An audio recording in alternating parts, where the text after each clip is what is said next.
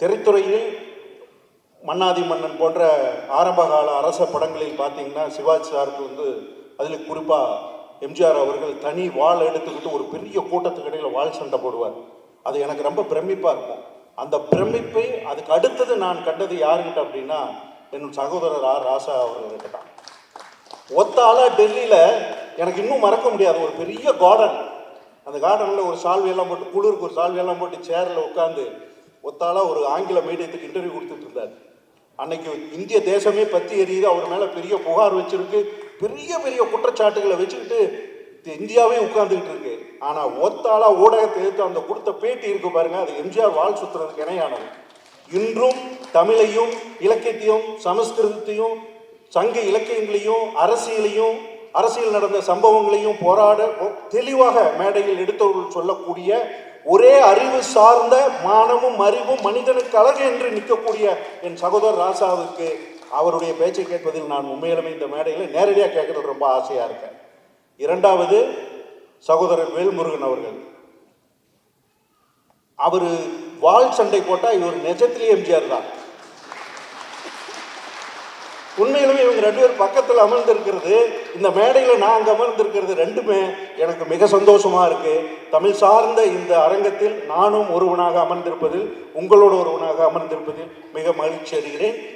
காலத்தின் பேரன்பும் பெரும் ஆசீர்வாதங்களும் நம் அனைவருக்கும் முழுமையாக கிடைக்கட்டும்.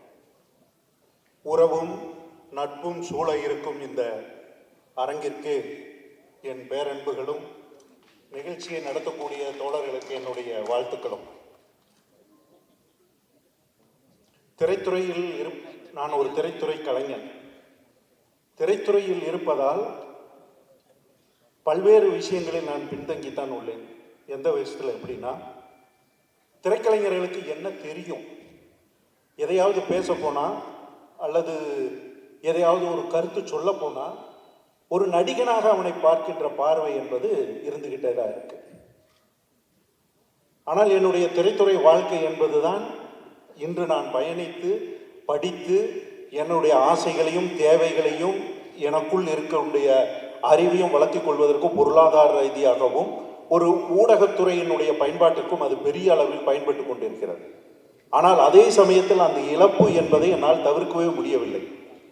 அந்த இழப்பை ஈடுகட்டுவதற்கு நான் என்ன செய்ய வேண்டும் என்றால், என் ஆழ்மனதில் எனக்குள் இருக்கக்கூடிய அந்த ஆசைகளை தேர்வு செய்து கொண்டு பயணித்துக் கொள்வதற்கு மேடைகளையும் களத்தையும் உறவையும் நட்பையும் பலப்படுத்திக் கொள்ள வேண்டும், அந்த தொடர்புகளை வைத்துக் கொள்ள வேண்டும் என்பதில்தான் நான் இது போன்ற என் ஆர்வத்துக்கும் என் உள் இருக்கக்கூடிய ஆசைகளுக்குமான மேடைகளை தேர்வு செய்து கொள்கிறேன். அதில் முதல் ஆளாகவும் நான் நின்று கொண்டிருக்கிறேன். இந்த மேடை எனக்கு ஆச்சரியமானது. 1965 இந்தி எதிர்ப்பு நிலையில் நான் பிறந்தவன், அந்த காலகட்டத்தில் பிறந்தவன். ஆனால் அதே காலகட்டத்தில் தனது சிறு வயதில் சிறைக்கு போய்விட்டார் பெருஞ்சித்திரனார். 1981க்கு பிறகுதான் நான் சென்னைக்கு வந்தேன். ஆனால் 81லேயே அவர் தவறிட்டார். எனக்கு நேரில் பார்த்த உறவோ எதுவோ இல்லை. ஆனால் இந்த குடும்பத்தில் ஒருத்தராக நான் இன்னைக்கு நிற்கிறது எனக்கு ரொம்ப ஆச்சரியமா இருக்கு. அது எது என்னை இணைத்தது அப்படின்னா, மொழியும் மொழி சார்ந்த உறவும் இருக்கலாம், ஆனால் அதை தாண்டி ஒன்று இருக்கிறது. அந்த உறவு யார்களுக்கும் இல்லாத ஒரு உறவு எனக்கு. சித்திரம். பெருஞ்சித்திரனார் என்பவர் எழுத்து மட்டுமல்ல, அவர் ஒரு சிறந்த ஓவியராகவும் இருந்திருக்கிறார். அந்த ஓவியத்தின் மூலம்தான் நான் தொடர்படைகிறேன். முகநூல் பக்கங்கள் இல்லை, நான் தமிழ் அறிஞர்கள் அத்தனையும் இளம் தலைமுறைக்கு கொண்டு போய் சேர்த்தணும் அப்படிங்கிறதுக்காக தொடர்ச்சியாக அவர்களுடைய பிறந்த நாள், நினைவு நாள் போன்றவற்றை அவர்களை உருவங்களை பதிவிட்டு அவர்கள் சார்ந்த உழைப்பையும் தியாகத்தையும் முன்னெடுத்து செல்கின்ற வேலையை நான் தொடர்ச்சியாக செஞ்சுக்கிட்டு வர்றேன். அந்த விதத்தில் பெருஞ்சித்திரனார் அவர்களுடைய நினைவு நாளோ அல்லது பிறந்த நாளோ சரியா நினைவில்லை, அதில் அவரை பற்றி முழுமையாக பதிவிட்டு ஒரு ஓவியத்தை வரைந்து நான் பதிவிட்டேன்.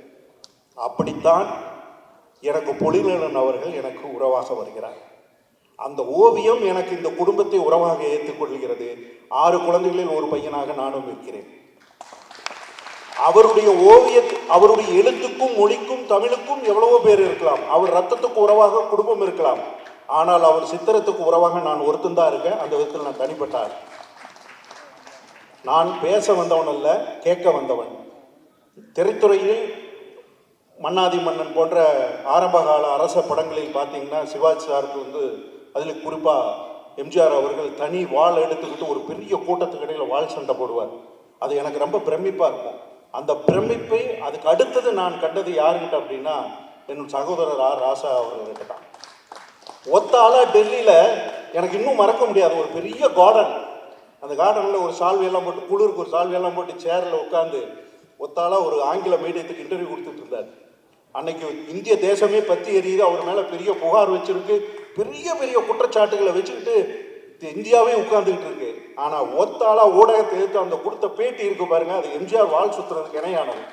இன்றும் தமிழையும் இலக்கியத்தையும் சமஸ்கிருதத்தையும் சங்க இலக்கியங்களையும் அரசியல் நடந்த சம்பவங்களையும் போராட தெளிவாக மேடையில் எடுத்தவர்கள் சொல்லக்கூடிய ஒரே அறிவு சார்ந்த மானமும் அறிவும் மனிதனுக்கு அழகு என்று நிற்கக்கூடிய என் சகோதரர் ராசாவுக்கு அவருடைய பேச்சை கேட்பதில் நான் உண்மையிலுமே இந்த மேடையில் நேரடியாக கேட்கறது ரொம்ப ஆசையாக இருக்கேன். இரண்டாவது சகோதரர் வேல்முருகன் அவர்கள், அவர் வாள் சண்டை போட்டால் இவர் நிஜத்திலேயே எம்ஜிஆர் தான். உண்மையிலுமே இவங்க ரெண்டு பேரும் பக்கத்தில் அமர்ந்திருக்கிறது, இந்த மேடையில் நான் அங்கே அமர்ந்திருக்கிறது ரெண்டுமே எனக்கு மிக சந்தோஷமா இருக்கு.